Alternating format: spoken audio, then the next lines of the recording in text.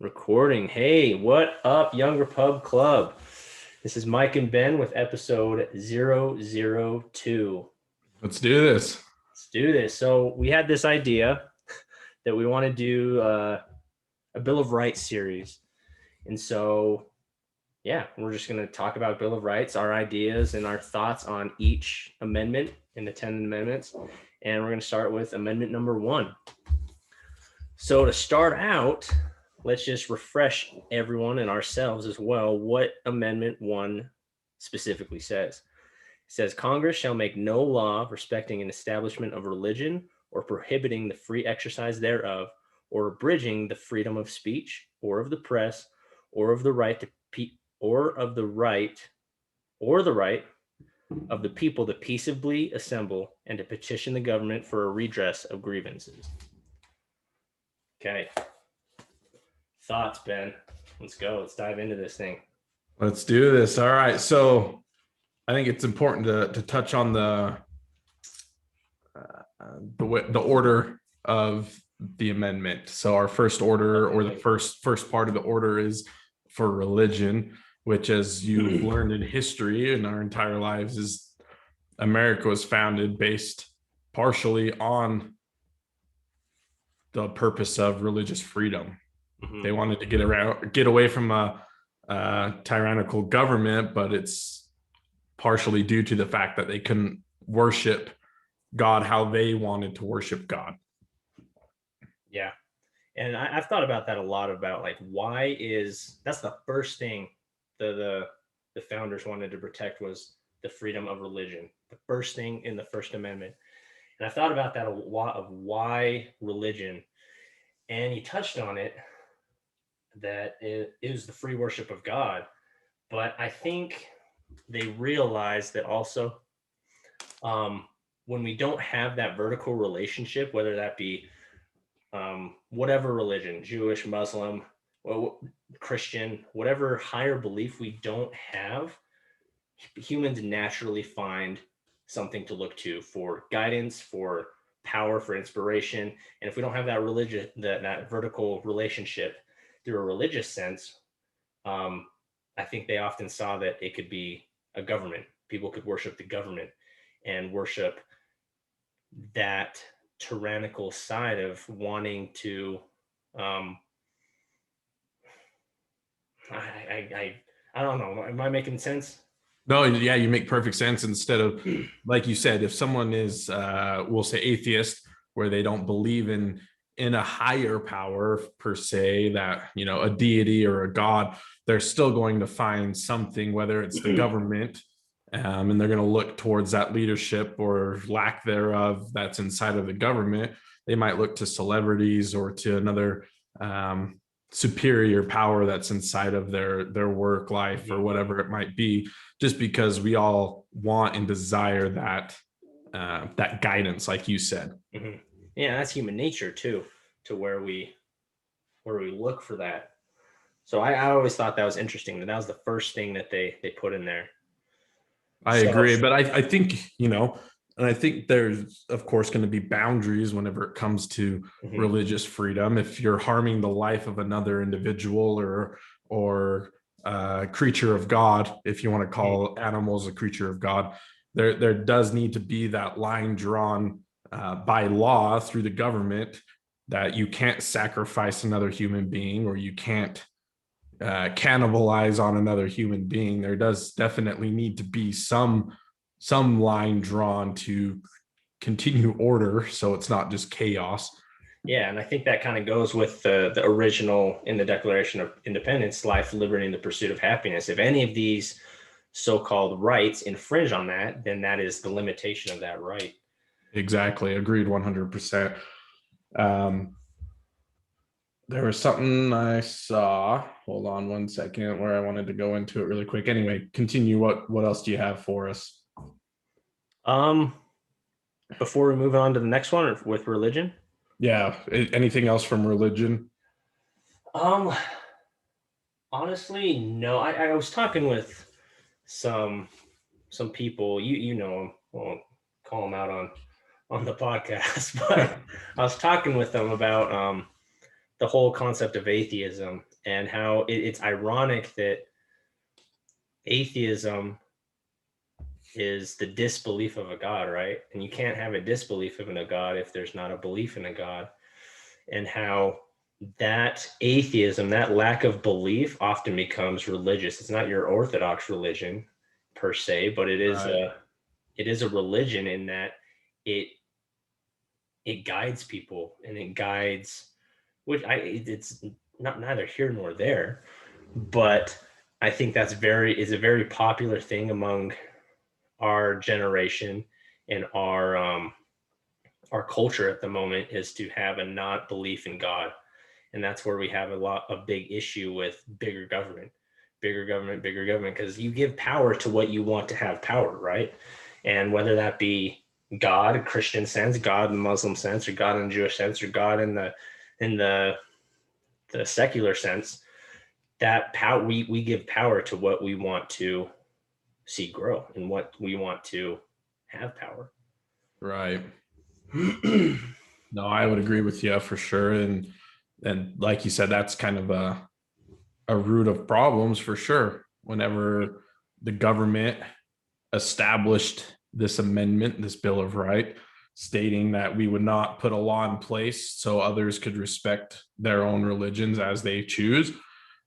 And now the government is the one coming into public schools trying to get rid of the Pledge of Allegiance because it states one nation under God, or they're trying to get rid of that off of the any type of currency because it's got the word God in there. But that's what we talked about this last week. Why are the amendments in the order that they're in? As well as this First Amendment, why is it in the order that it's in? And it's because these are the things that our government and our America was founded on. And now here we are trying to get rid of the first portion of our first Bill of Rights, of our own pursuit of liberty, life, liberty, and happiness. Sorry. And we're trying to get rid of God from our own public schools. Yeah, I think it's interesting. Oh, did you have anything? I didn't want to cut you off. No, I was just going to say it's kind of disgraceful. Yes, disgraceful to say the least. But I think it's interesting too of how it's almost like a checklist as well. If you want to go anti-American, it's a checklist. Okay, what do we need to go? Okay, religion, boom, check that off, cross that out, get rid of that, prohibit that in whatever ways. Okay, what's the next one? Speech, okay, make sure people can't communicate. And it's just like a checklist down the lines, and it blows my mind of how people don't see this. Right, which leads us into a huge topic of discussion for today. Cancel culture, limiting our freedom of speech, limiting, well, you and I might get shut down right here because of this conversation we're about to have. So let's get into it. Bring it. Okay, yes, cancel culture. That is a big one these days. Do you have somewhere you want to start? I have an idea of where we can start this conversation about speech. Go for it. Let's do it. Okay, so Parler. Do you know what happened do you know the details of Parler? I've been following the Parler story really close, and it's just fascinated me, terrified me, but fascinated me too. Do you know, what do you know about the Parler situation? Parler was founded, I guess, you could say it was founded. I'm sure it was kind of in the works long before Facebook, Twitter, and Instagram really got heavy on the cancel culture. But because of what was happening, Parler, or the founders of Parler, I don't know any of their names, so you probably have all those details.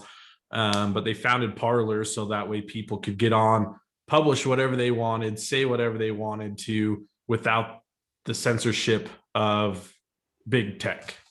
Yeah, definitely. It was Dan Bongino. He's one guy I listen to a lot, and he kind of goes crazy sometimes. He gets a little emotional, passionate, and there's something that I disagree with him with. But he was one of the 4 founders, I believe, of Parler, and yeah, it was founded under the idea of this parallel economy, creating a parallel economy to, in this specific instance, social media and free speech, to where it was a direct market response to Twitter and Facebook, and they kind of saw what those big tech companies could potentially do with censoring people and prohibiting people from speaking, and and so they founded it on that. What I found was really interesting was Parler, and when in the weekend it got shut down. It was one weekend, I think it was January 9th. Don't quote me on these exact dates, but I believe it was January 9th, Friday, January 9th, to where Google removed it from its app store. No, iTunes removed it from its app store. Then Saturday, Google Play removed it from its Google Play store, and they're like, fine, we'll just be a web-based social media thing. And then Amazon Web Services on Sunday took it from off the internet. And so within 3 days, those three companies eliminated that company essentially. And I thought that was amazing. And their justification was they didn't have a remove what do they call monitoring system to where you remove bad tweets or bad content. They didn't have that sort of process in place, which was false. They were just so backlogged because of the influx of people leaving Twitter, leaving Facebook, and coming to Parler, that all these content moderation, all these content moderators, that the process, it was so backlogged. It was number one in the App Store. It was number one in the Google Play Store. And it showed. And so they were just backlogged on all of these violent content. That was their justification for destroying the company, which I find ironic as well, because that same weekend, hashtag Hang Mike Pence was trending on Twitter. Twitter can support the Hezbollah and all these terrorist organizations, and last time I checked, they're not very peaceful. And so it was just so hypocritical in that sense. In that, yeah, it was. I'm going to try to keep my cool here because I get fired up with this whole process. But we're trying to get rid of this cancel culture and censorship. So speak your mind, say whatever you want. Yeah, I think it's hypocritical, to say the least, to where there's a double standard in this free speech. And people will say, I've heard the argument that said that, well, they are private organizations, they can do whatever they want. I'm like, yes and no. And these specific private organizations have the protection from the government. And that's what makes it hypocritical and ironic, because they can basically censor what the government is supposed to be protecting while being protected from the government, if in case you wanted to bring a lawsuit, Section 230. That's the whole idea, is that it protects these companies under the foundation that they are publishers, and not publishers, utilities. They're the public square, but they're acting as publishers, and they're acting with protection of the government and becoming a de facto government and censoring people and doing what the government won't do. They're almost like mercenaries in the war of free speech, and doing what people in government want to be done, but can't legally do because the Constitution prohibits it. It's unfortunate. I kind of, going off of what you're talking about as far as hypocritical, and it's sad to see the hypocrisy on both the left and the right. That how strict one side is, and so it makes the other side raise the bar, or vice versa, depending on what topic we're going off of, or we'll lower the standards, and then the other side lowers their standards, and it's this continual. I don't know. It's crazy to think about how low society has gone to censor certain people or certain political parties or certain businesses because the other side doesn't agree with it. And this is one we can't side with just the right on or just the left on, because there needs to be that line in the middle to where both sides they're not being American. They're not supporting us as people, and they're fighting their own fight and their own political gain. Yeah, and there is hypocrisy on both sides. I mean, it's swinging the left. It's swinging to the left right now, for no doubt right now. But we go Bush eras and the whole. I read a couple books on Vice President Cheney, and that was super shady. That was some crazy stuff going on. So it goes both ways, which is why I think we have these career politicians. We talked about this last week. We have these career politicians who need to get away from the system. The system has made them powerful. It's made them part of the problem. And so I'm that journalist. That's last week's conversation. That's last week's discussion. We can go into that more eventually, but I think it's okay. Where are my notes? Check my notes. Okay, so yeah, going back on Parler a little bit really quick, just to touch on it. So I've from a few of the things I've read and listened to, a few of the podcasts and stuff like that, mostly regarding Section 230. When Parler first started, it really was that there was going to be no censorship whatsoever, but they realized pretty quick that's a dangerous game. It was a dangerous game, and it was a mistake. And so they did start to implement, but like you said, then they got backlogged by all the content because they didn't think it was going to expand or grow that quickly. And we just need to give them a break and let them, get their ducks in the line. You know what I mean? Yeah, and that's it. Already had a hard time. I don't know if I got a Parler account. I had a Parler account, and I got the app and everything. And there's some issues with the app, and for the most part, it was pretty much a giant echo chamber on the right side, which that's a different conversation. But the app, it was brand new. It had some problems and bugs that the user experience wasn't that great, but it was in the works. And I think they didn't have that infrastructure to handle the influx of people that just came. And so kind of going along with this cancel culture, did you read, there's this article that came out, I think it was last week, about France. No, I never got to that. Article. Let's hear a little bit about it. Okay, I'm trying to pull it up, but let's see, pull it up. Okay, it's not pulling up on my phone right now. But basically it was France is saying how the cancel culture of America is dangerous to its country. And there's a couple of things that are super weird with this article. First of all, France, they're the ones leading the fight in this cancel culture. Like, Whiskey Tango Fox, man. Like, are you serious? France, out of all countries, are they're the first ones. Yeah, they're the first ones. Proud of them, sure. But I also find it ironic too, because the cancel culture, I don't know if you know this. So this article is in the Daily Mail. I can't pull it up, but it's a Daily Mail news article, and it's titled "Out of Control Woke Leftism Cancel Culture Threat to France," French politician says. So Google that and look it up.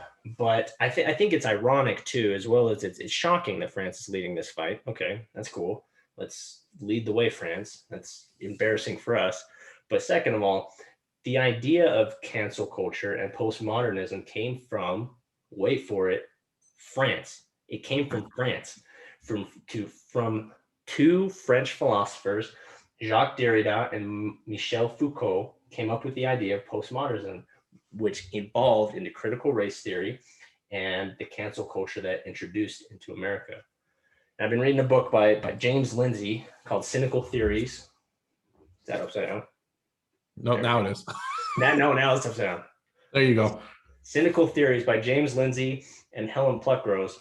It's a fantastic book about this issue of cancel culture and where it really comes from. And it's a super Marxist idea. It's so Marxist that and secularism. Here's another thing I think is funny. Secularism is so popular in France. And when you, like we talked about before, when you don't believe in that higher power, that vertical belief will transfer somewhere else.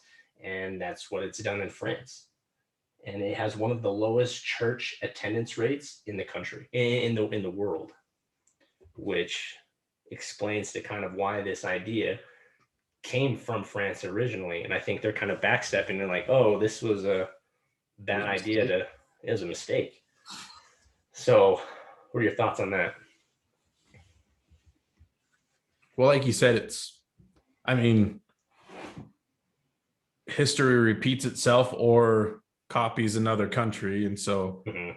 France has already made the mistake and now they're trying to backpedal on it. Hopefully we catch it before we ever get to that extent that France made it to. I would have to go in and read that article more in depth to really get a better understanding of what occurred in France because of it. Well, But I don't know if that article specifically goes into that, but this book, Cynical Theories, does. In the first few chapters, it does. And I don't know if that article per se goes into the 1960s movement of postmodernism, but it's just ironic of how France is stepping up to the plate. And kudos to them. Like, I wish we were the ones. I think we need to be. I think a lot of people want to be, but they're being suppressed. They're being silenced. agreed. And you've probably definitely heard of the whole Gina Carano thing, Star Wars, Mandalorian, Disney thing. Sure have. Yes. Okay. That's another big news thing. And I read an article today. It was an editorial, an opinion piece about how this whole thing is not a free speech issue. And can you understand that at all? Like, how is this not a free speech issue? It is. Right? Like, okay. I mean, I guess from some that I've read, Disney's tried to step back, saying that they tried to fire her back in, I think it said October for something else, and then this. Yeah. So this is why they actually fired her, was because of something that happened in October, and this No, they were looking was her last line. But no, I agree. It's sad that they're going to ruin her career. Hopefully, I mean, Daily Wire picked her up and she's going to be directing and filming and acting in a show or a movie that Daily Wire is sponsoring or paying for, which is awesome. So I hope her career doesn't get ruined because of Disney and what they're trying to censor here. Because if you go back and you look at the post that they fired her for, I don't even see what the issue is. She's talking about how we all need to come together and not repeat history and start beating our neighbors because our neighbors don't have the same political beliefs as we do. That's literally all the post said, and she got fired for it because she used the word Nazi. Oh, it was a very fair comparison to compare them to Nazis, with very unfair comparisons this past 4 years of Trump being Hitler. Like, it's just, and then there's a lot of people, and this article talks about it, how there's her counterpart, what's it, Pedro Pascal or whatever, the guy who actually is the Mandalorian. He came up with a tweet earlier about 2 years, 2018, I think it was, about children at the border being compared to the concentration camps. And the picture he used and compared to children at the border were actually, like, I don't even think they're at our border.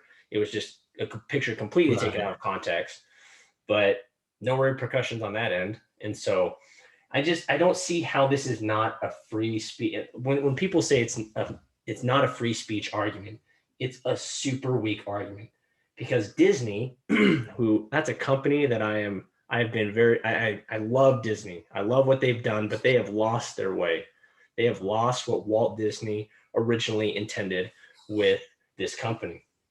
And I think it's so funny. It's a weak argument to say it's not a free speech issue, because Disney, wanting to uphold their image, and I get that a company wants to uphold their image, and if an employee is making the company look bad, that's fine.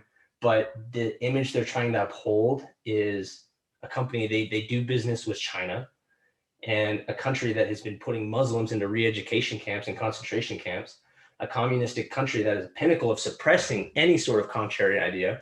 This is a country Disney's been doing business with, and that's the image they're trying to protect. Like, it doesn't make sense. It does not correlate in my mind the way I think they want it to. And it's Disney and Biden. I think their motto is "Make China Great Again." Like, that is what they want to do. Which, okay, that's it. It's a whole different topic right there.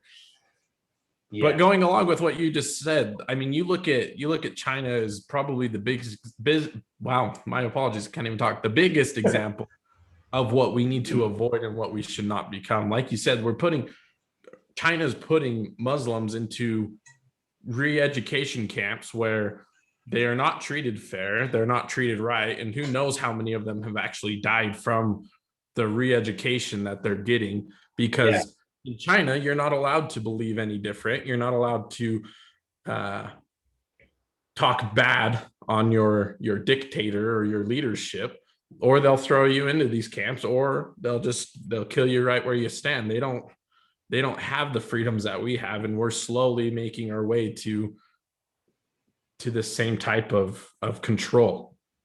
Yeah. And it's funny because there's two ways that you can deal with an idea. You can either argue it with facts and data and support and create a strong foundation of why this idea is a good idea, create an argument for it, or you can suppress any sort of opposing argument. Those are the only two ways to deal with an idea. And that's when the left knows they have bad ideas. Notice they will not. I'm going to do a whole series on this. I'm going to probably publish it in a blog, the whole leftist tactics. One of their tactics is their ideas suck. And the way you know that their ideas suck is they don't try to fortify their ideas and fortify their arguments. If they do, it's not even that great of a fortification, but they try to just silence the other side. That's the way they deal with the arguments. And that's the wrong way to deal with any sort of argument, because that's just creating a weak foundation on any sort of idea.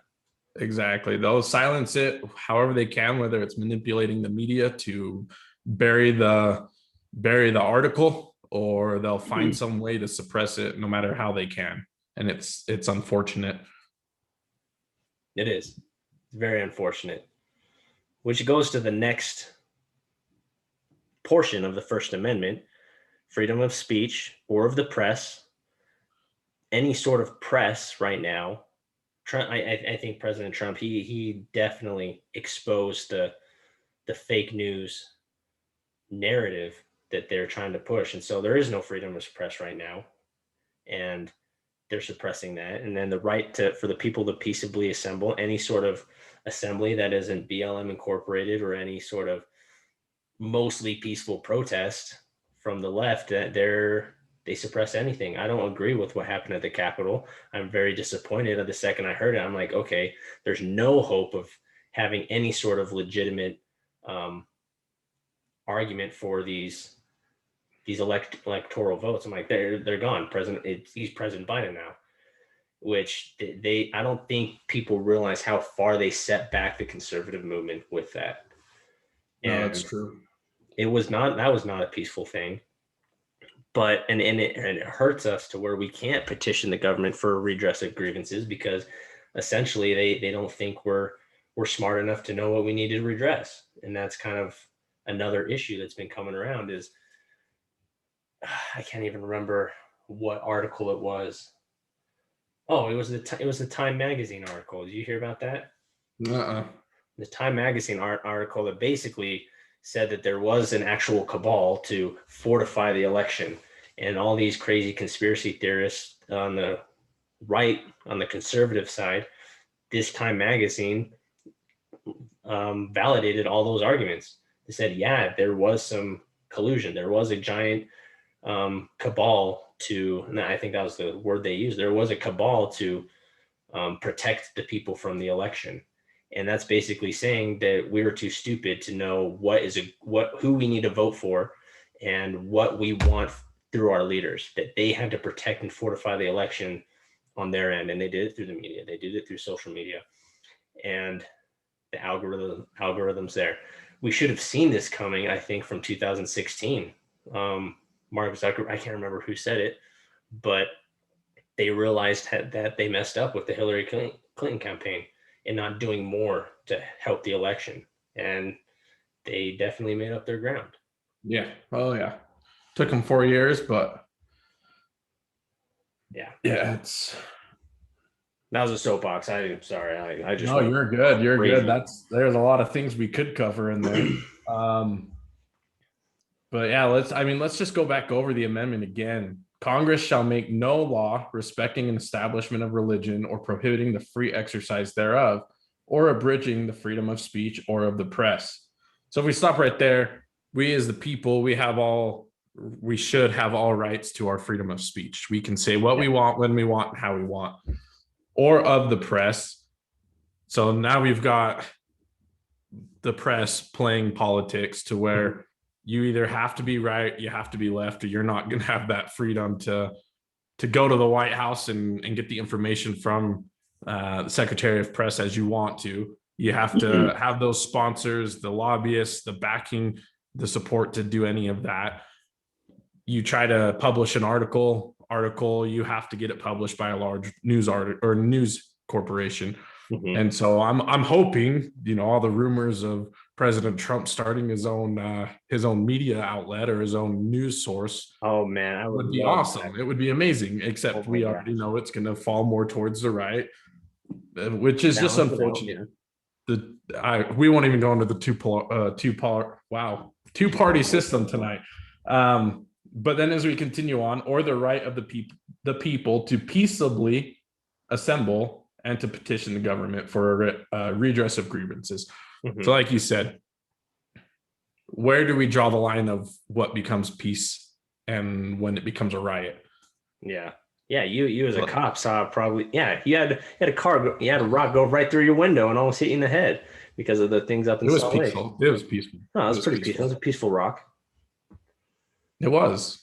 I still have it. Did you keep it? I found a rock in my car. There was a couple of them. Jeez.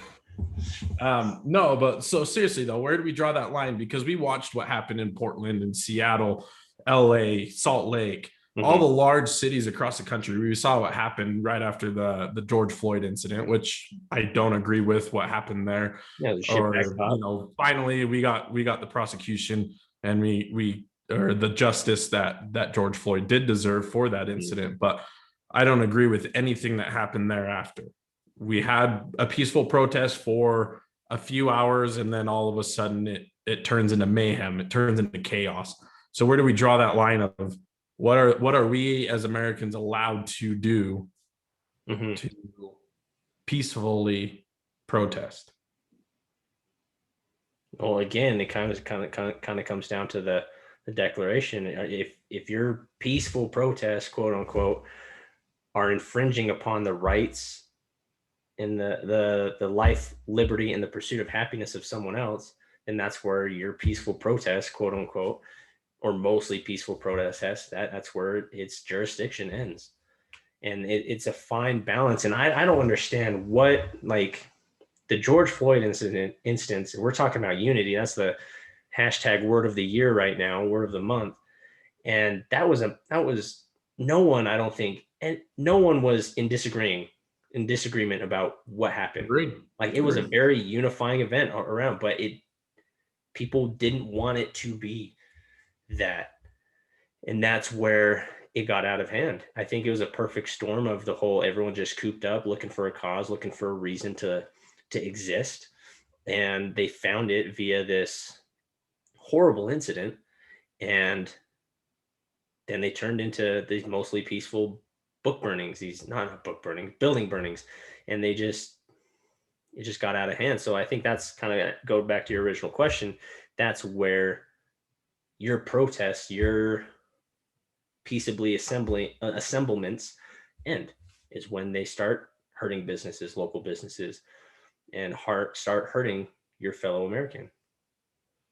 No, agreed 100%, because now you're infringing upon their right and their God-given right of life, liberty, and their pursuit of happiness. The minute you throw a rock through their window, their pursuit of happiness, that might have ended their business. You know what I mean? Like, it doesn't matter what happens.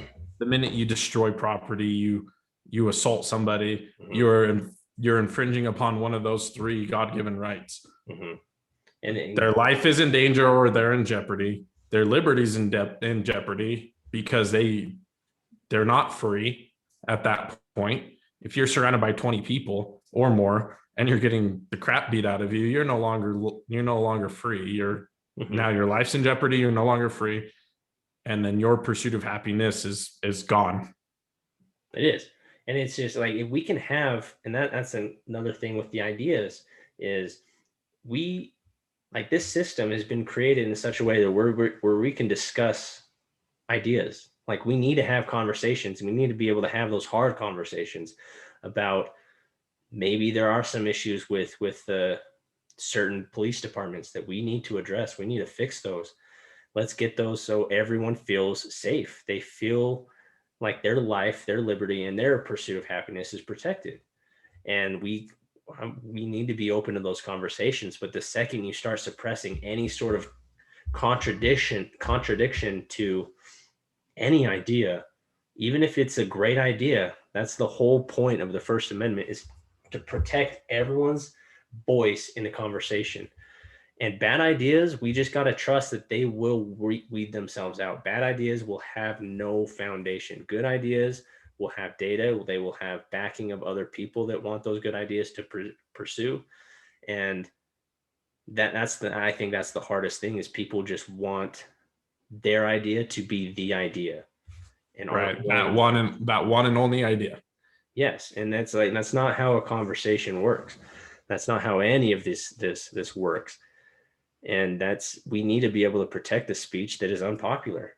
We need to be able to protect the speech that is not the norm, because there's a lot of great movements that have come from that not being the popular idea. No, I agree 100%.